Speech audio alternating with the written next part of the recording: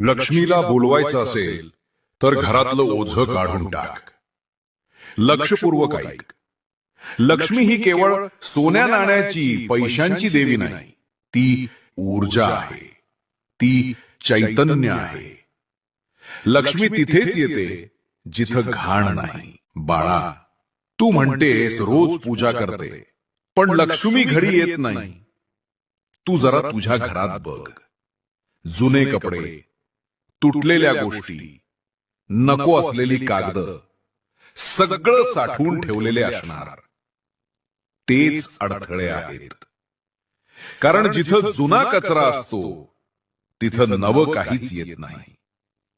ए बाळा, प्रत्येक आठवड्यात एकदा वेळ काढ. बघ, जे काही वापरत नाहीस ते बाहेर फेकून दे. चांगले असेल तर ते कोणाला तरी दे ज्याला त्याचा उपयोग